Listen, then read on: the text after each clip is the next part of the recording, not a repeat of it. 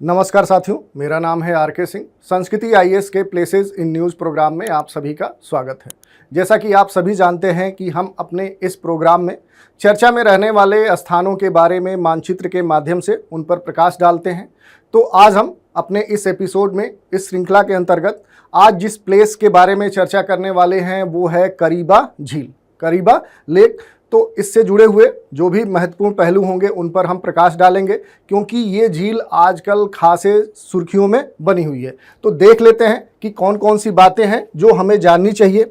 सबसे पहले तो ये हमें जानना चाहिए कि आखिर ये जो झील है, जो लेक है, ये आजकल न्यूज़ में क्यों बनी हुई है। तो देखिए, इसके संदर्भ में बहुत सारे न्यूज़ आई हैं। उसमें क्या है कि एक न्यूज़ आई है कि El Nino drought lips Zimbabwe lakes Kariba only 30% full, a disaster for people and wildlife. ये कहा जा रहा है कि अल नीनो के सूखे के कारण जिम्बाब्वे की जो करीबा झील है, जो जलाशय है, इसमें अब केवल मात्र 13% ही जल बचा हुआ है। यानी कि इस झील की जो कुल जल धारण क्षमता है उसका मात्र 13% ही वाटर अब इस झील में देखने को मिल रहा है। इस कारण से कहा जा रहा है कि over the long term drought could become more severe and the Kariba dam could stop producing as much power।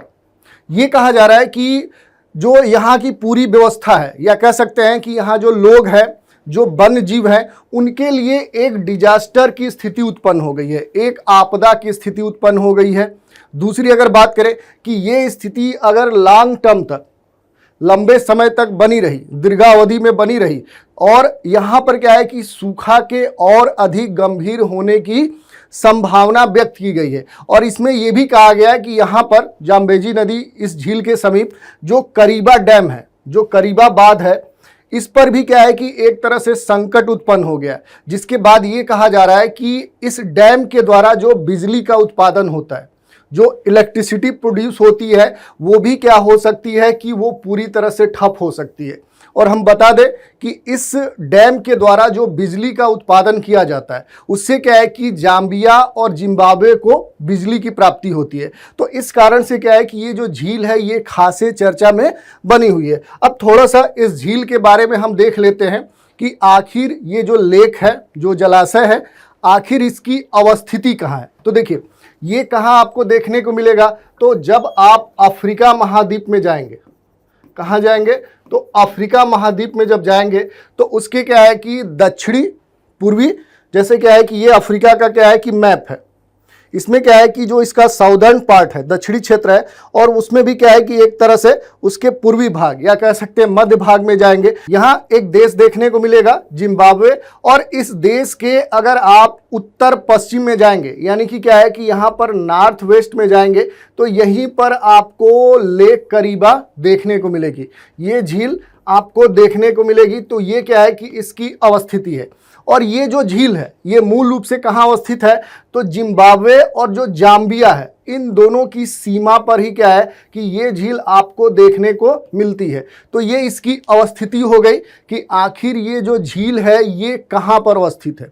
दूसरी अगर हम बात करें तो ये क्या है कि जो करीबा लेक है, ये क्या है कि अगर हम इसके कुल आयतन की बात करें, यानी कि इसके कुल जल धारण क्षमता की बात करें कि आखिर ये जो झील है उस दृष्टिकोण से देखें, तो ये जो झील है ये दुनिया की सबसे बड़ी क्या है कि मैन मेड, यानी मानव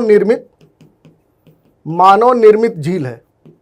यानी कि क्या है कि ये विश्व की सबसे बड़ी क्या है कि मानव निर्मित झील है। किस दृष्टिकोण से, तो आयतन के दृष्टिकोण से, ठीक है, जल धारण क्षमता के दृष्टिकोण से ये क्या है कि विश्व की सबसे बड़ी लार्जेस्ट मैन मेड क्या है लेक है, ये एक जलाशय है। दूसरी अगर बात करें तो हिंद महासागर से इसकी ऊंचाई ठीक ठाक है, और यहाँ पर जो विक्टोरिया फॉल है उससे इसकी जो कह सकते हैं कि स्थिति है वो काफ़ी नीचे है। और इसी के अगर हम इस क्षेत्र में आए तो इस झील के क्या है कि अगर हम कह सकते हैं कि यहाँ पर जो इसका उत्तर पूर्वी छोर है, यहीं पर क्या है कि हमें एक डैम देखने को मिलेगा जिसको हम बोलते हैं करीबा बांध। तो ये यहीं पर अवस्थित है। तो इससे जुड़े हुए ये कुछ महत्वपूर्ण बात है। और ये जो बात है ये सामान्य तौर पे क्या है कि यहाँ पर मछली पकड़ने के दृष्टिकोण से देखें, मत्स्य के दृष्टिकोण से देखें तो एक महत्वपूर्ण क्षेत्र है। यहाँ पर बड़े स्तर पे क्या होता है कि मछली उत्पादन होता है। और यही नहीं, ये जो डैम है पहले ही हमने बताया कि यहाँ से क्या है कि जाम्बिया और जिम्बाब्वे को विद्युत शक्ति की प्राप्ति होती है। तो उस दृष्टिकोण से भी क्या है कि ये काफी महत्वपूर्ण है। ये हमने देख लिया कि आखिर इस झील की अवस्थिति क्या है और इसके क्या बेनिफिट्स हैं। दूसरी अगर हम बात करें तो यहाँ पर जो पूरा करीबा झील है, अगर यहाँ के पूरे इन्वायरमेंट की बात करें कि यहाँ जो क्लाइमेट है वो किस प्रकार का है, तो ये जो झील है, झील क्या करती है, जो करीबा झील है ये अपने आसपास का जो पूरा क्षेत्र है उसको क्या है कि गर्म बनाए रखती है। यानी यहाँ पर क्या है कि गर्माहट ये बनाए रखती है। तो यहाँ का क्या है कि इन्वायरमेंट क्या है कि ठीक ठाक होता है। और सामान्य तौर पे इस क्षेत्र में क्या है कि 3 मौसम देखने को मिलते हैं। जैसे भारत में क्या है कि सामान्य तौर पे क्या है कि हम 3 वेदर देखने को मिलते हैं, तो यहाँ भी क्या है कि 3 मौसम सामान्य तौर पे देखने को मिलते हैं। पहला जो होता है कि यहाँ पर जो कह सकते हैं जो समर होता है वो ड्राई होता है, जो कह सकते हैं कि समर जो होता है वो ड्राई होता है। दूसरा जो मौसम होता है वो समर क्या होता है कि यहाँ पर गीला होता है, आर्द्र होता है। और तीसरा क्या होता है कि जो यहाँ पर विंटर होती है, जो ठंड होती है वो भी ड्राई होती है। और अगर हम इसको क्या है कि महीने के हिसाब से देखें कि जो माह है, अलग अलग जो 12 महीने हैं उस दृष्टिकोण से देखें तो इस पूरे क्षेत्र में सितंबर माह, अक्टूबर माह और नवंबर माह में क्या है कि इस पूरे क्षेत्र में क्या है कि अगर हम देखेंगे तो यहाँ का जो तापमान है, जो टेम्परेचर है वो काफ़ी अधिक देखने को मिलता है। वो क्या है कि लगभग 40 डिग्री सेंटीग्रेड से भी अधिक देखने को मिलता है। इसके बाद क्या है कि अगर हम अगस्त से लेकर सितंबर के बीच में जाएंगे तो अगस्त और सितंबर माह में क्या है कि यहाँ पर सामान्य तौर पे क्या है कि तेज हवाएं चलती हैं। इस पूरे क्षेत्र में क्या है कि तेज हवाएं चलती है। और इसके आगे अगर हम नवंबर माह से लेकर अगर अप्रैल माह तक जाए तो ये क्षेत्र काफ़ी, या कह सकते हैं ये जो समय है ये काफ़ी महत्वपूर्ण है। इस समय में क्या होता है कि मेघ गर्जन के साथ यहाँ पर वर्षा देखने को मिलती है।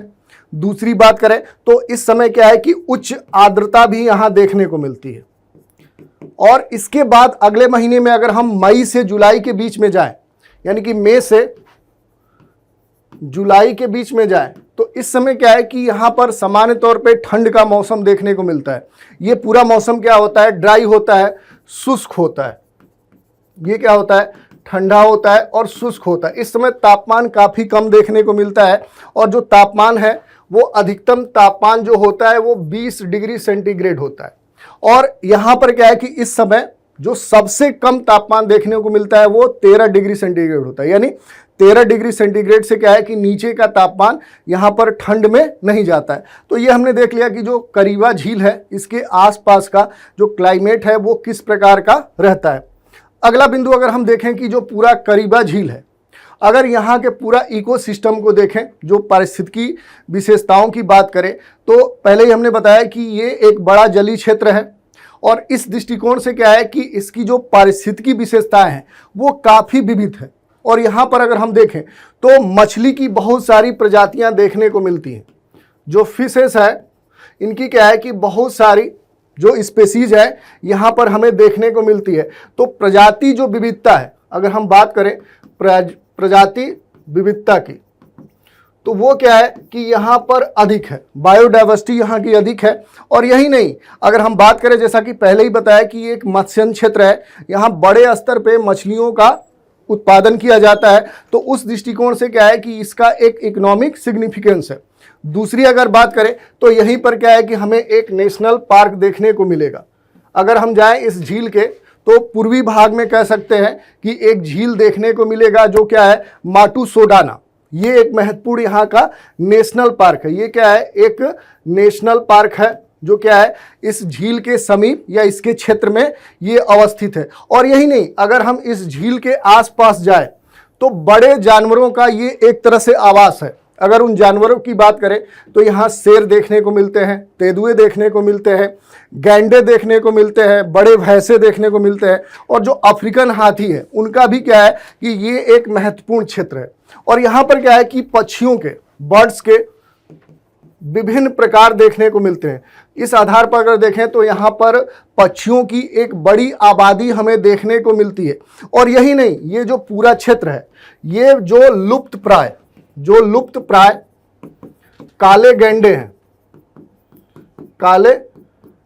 हैं, उनका भी क्या है कि एक मूल आवास है। तो उस दृष्टिकोण से देखें तो ये भी क्या है कि महत्वपूर्ण है। और यहाँ पर कुछ खास तरह के कह सकते हैं कि पक्षी देखे जाते हैं। जैसे अगर बात करें तो ईगल के बहुत सारी प्रजातियां यहाँ हमें अलग अलग देखने को मिलती है। तो इस दृष्टिकोण से देखें तो जो करीबा झील है, इसका जो इकोलॉजिकल सिग्निफिकेंस है वो हमारे लिए काफ़ी अधिक है। तो ये हमने देख लिया। इसी के साथ अगर बात करें तो करीबा झील में क्या है कि बहुत सारे द्वीप हमें देखने को मिलते हैं।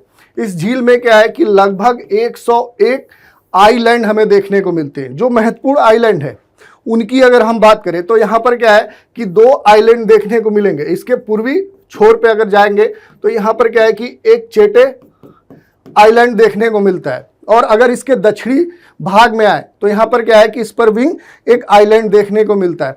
बहुत सारे जो आइलैंड है वो सामान्य तौर पे क्या है कि आवास योग्य नहीं है।